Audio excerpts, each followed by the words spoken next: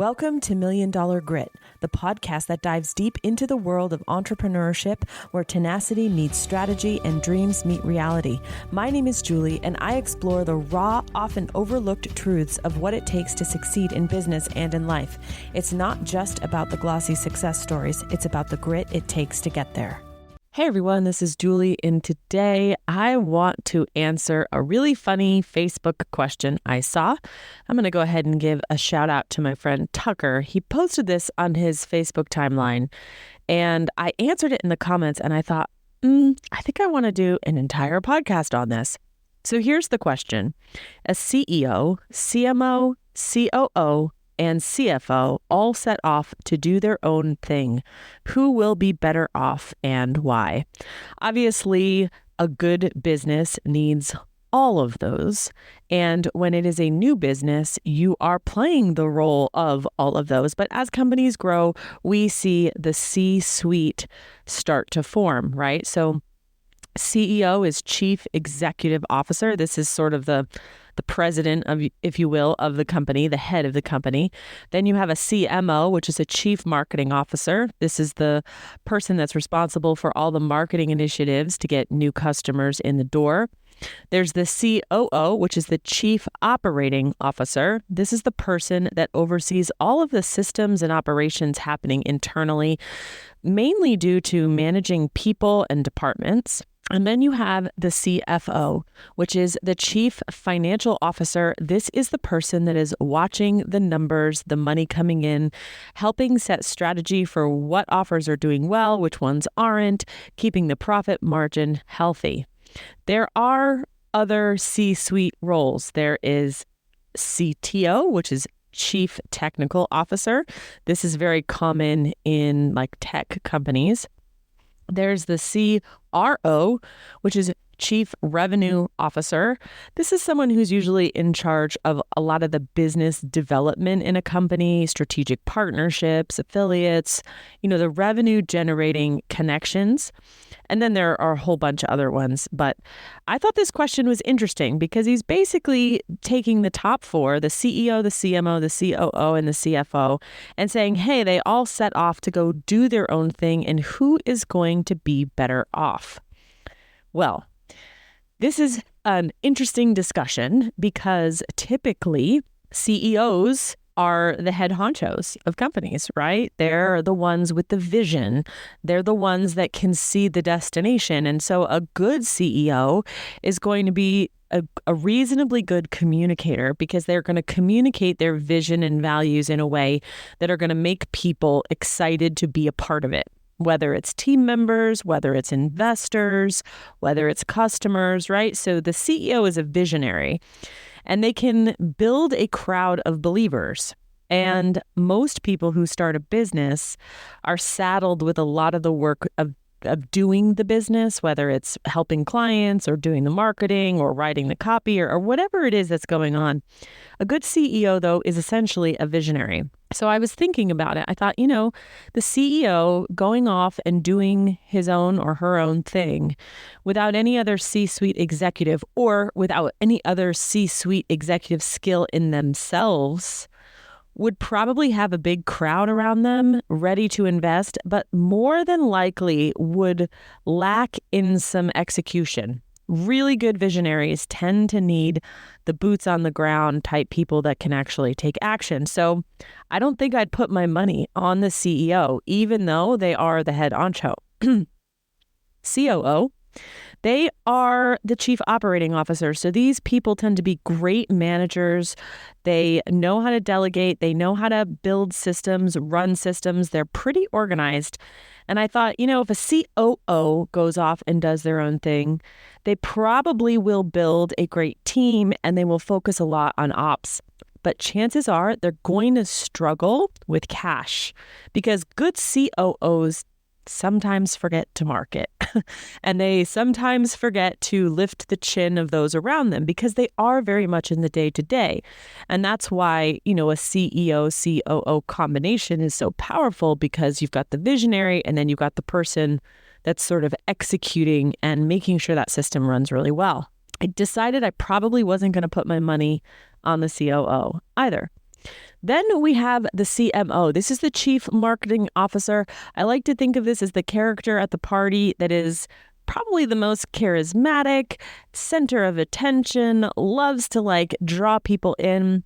CMO is definitely going to be the one that makes money first. And they probably will also have a platform and an audience more quickly, maybe rivaling the CEO, depends on how visionary the CEO is. But the CMO is probably the most likely person to get themselves into hot water and into trouble, because really charismatic and compelling people, they tend to forget details, or possibly they think the rules don't apply to them.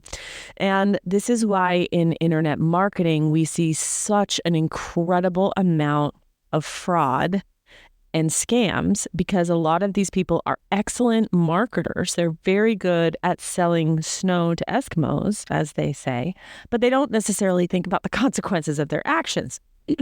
So I thought to myself, if a CMO goes off, they're probably going to look like the early winner, and they probably will be in a lawsuit faster or broke faster.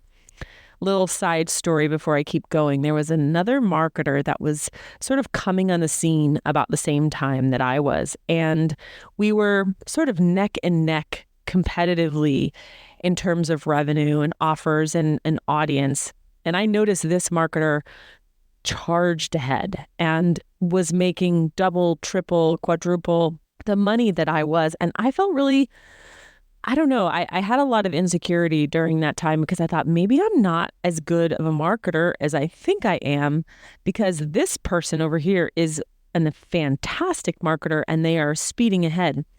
But 7 years later, I have a much stronger, more stable foundation and more cash on hand than this other person who did absolutely out-earn me, but was not able to keep, manage, hold on to it in the same way. So there was a lot of patience required there. Okay, let's keep going. The CFO. So my theory is that if the CFO goes off to do their own thing, I think the CFO will outlast everyone, but it will take a while. And that's because they really do understand business at that atomic level. They understand business is numbers. And even if they're not a great marketer, they're going to see the health of the business in black and white. And a lot of the other types of people, they can fool themselves that their business is doing well because they have a lot of validation on social media, or they have a lot of top line revenue. And I think the CFOs, probably that personality trait or that skill probably isn't the greatest marketer. So I think it would be much slower going. But I actually think that if I had to pick one in which to put my money on long term, I probably would choose the CFO. Now, if they're a really terrible marketer, I might change my mind on that. But the exercise made me realize how crucial all of these skills are and how hard it would be to run a business if you just had one. I did stop and think for a second, what if I had two? I could only pick two. And I think I would choose a CMO-CFO combination.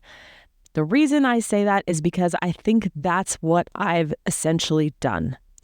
I am a good marketer, and I've invested a lot in my marketing education and my marketing strategy. And I really focus a lot on marketing, because without an offer that people are buying, you're not really in business.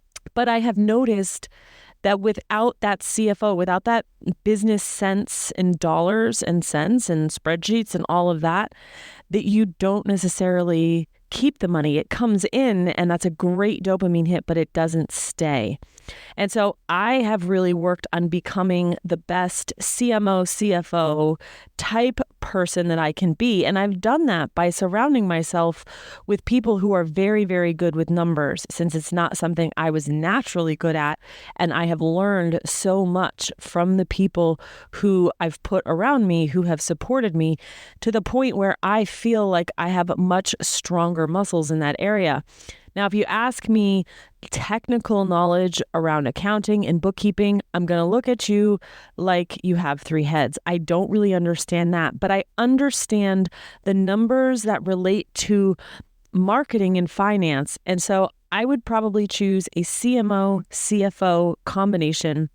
And that's really what I'm trying to do for the people who come into my world and want to work with me. But all in all, I would say, as a small business owner, if you are running a company, you want to look and ask, how am I doing as the CEO? How am I doing as the COO? How am I doing as the CMO? And how am I doing as the CFO? And the CEO is known for vision and communication and leadership. The COO is known for management of the team and building those strong, stable systems. The CMO is really good at marketing and growing that audience. And the CFO is really good at understanding the numbers and how to manage and grow the money once it's in your world. So thanks, Tucker, for the great prompt. I hope you guys have a great day. And if you really like this podcast, I want the validation. So tag me on Instagram, Julie C. Chanel. Tell me you liked this episode. Leave me a review. It motivates me to get back on the mic and keep producing episodes. I'll talk to you soon. And there you have it, folks. Another dose of $1 Million Grit. I hope today's episode has left you feeling inspired, equipped, and ready to face your own entrepreneurial journey with resolve. Remember, until next time, embrace the struggle, harness your grit, and keep pushing forward. You're stronger than any challenge you face. I'm Julie, and this has been $1 Million Grit.